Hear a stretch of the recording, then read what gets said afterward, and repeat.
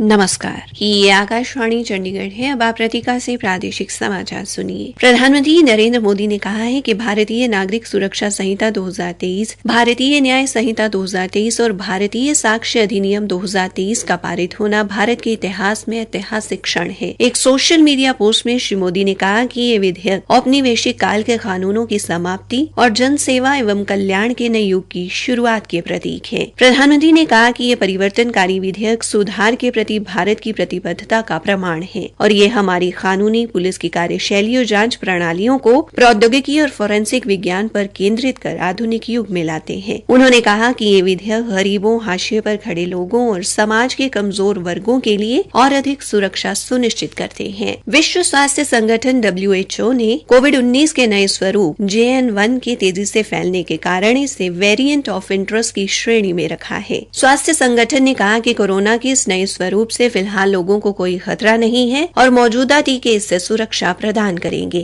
JN.1 चीन, England, Bharat और America सहित विश्व के कई देशों में पाया गया है। भारतीय जनता पार्टी के राष्ट्रीय अध्यक्ष और राज्यसभा सांसद JP नड्डा ने कहा कि पवित्र ग्रंथ गीता के उपदेशों को जन जन तक पहुंचाने में गीता ज्ञान संस्थानम अहम भूमिका अदा कर रहा है। कुरुक्षेत्र में गीता ज्ञान संस्थानम प्रचार प्रसार का एक अद्भुत माध्यम बना है। इससे आने वाली युवा पीढ़ी को पवित्र ग्रंथ गीता के उपदेशों से आत्मसात करने का अवसर मिलेगा। श्री नड्डा कल देर शाम गीता ज्ञानम संस्थानम केंद्र में आयोजित एक कार्यक्रम में शिरकत कर रहे थे, जहां पर उन्होंने जियो संग्रहालय का अवलोकन किया। गीता मनीषी स्वामी ज्ञानानंद जी महाराज ने जियो संग्रहालय के बारे में विस्तार से जानकारी दी और इस संग्रहालय में ही भगवान कृष्ण के विराट स्वरूप के लाइट एंड साउंड शो को भी देखा। श्री नड्डा ने गीता ज्ञान संस्थानम केंद्र में गीता मनीषी स्वामी ज्ञानानंद के प्रयासों से बनाई गई यज्ञशाला का उद्घाटन किया और संस्थानम में बने मंदिर में पूजा अर्चना भी की। पत्रकारों से बातचीत में उन्होंने कहा कि कुरुक्षेत्र जैसी पावन धरा पर आकर बेहद अभिभूत हुए हैं। राष्ट्रीय अध्यक्ष ने कल अंतर्राष्ट्रीय गीता महोत्सव में ब्रह्म सरोवर पर कुरुक्षेत्र विकास बोर्ड की तरफ से आयोजित महाआरती और महापूजन कार्यक्रम में भी शिरकत की। फरीदाबाद के जिलाधीश विक्रम सिंह ने कल पाकिस्तान से आए 3 विदेशी नागरिकों को शपथ दिलाकर भारतीय नागरिकता प्रदान की। इन सभी ने गृह मंत्रालय में आवेदन किया था। नागरिकता प्राप्त करने वाले लोगों में 22 वर्षीय संजना, 33 वर्षीय हीरा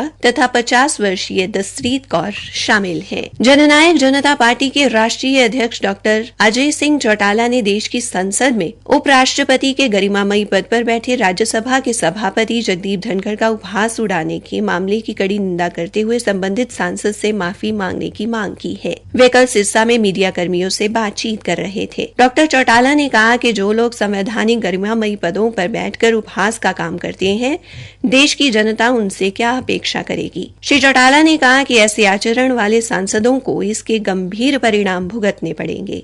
उन्होंने हरियाणा विधानसभा के संपन्न हुए सत्र पर कहा कि आज विपक्ष के पास मुद्दे नहीं हैं। हरियाणा के कौशल विकास एवं औद्योगिक प्रशिक्षण निदेशालय तथा मारुति सुजुकी इंडिया लिमिटेड ने एक समझौता ज्ञापन पर हस्ताक्षर किए हैं, जिसके तहत रोहतक के कंसाला स्थित राजकीय औद्योगिक प्रशिक्षण संस्थान के भवन में Japan India institute for manufacturing की स्थापना की जाएगी। कौशल विभाग के महानिदेशक डॉक्टर विवेक अग्रवाल ने बताया कि समझौते के तहत कंसाला स्थित राजकीय औद्योगिक प्रशिक्षण संस्थान का भवन Japan India institute for manufacturing को 15 वर्षों के लिए आधुनिक मशीनरी व उपकरणों पर प्रशिक्षण प्रदान करने हेतु दिया गया है। हरियाणा के विकास एवं पंचायत मंत्री देवेंद्र सिंह बबली ने कल फतेहाबाद जिले के जाखल में विभिन्न गांवों में 6 करोड़ रुपए की लागत की विभिन्न विकास परियोजनाओं का लोकार्पण किया। इसी के साथ ये समाचार बुलेटिन समाप्त हुआ।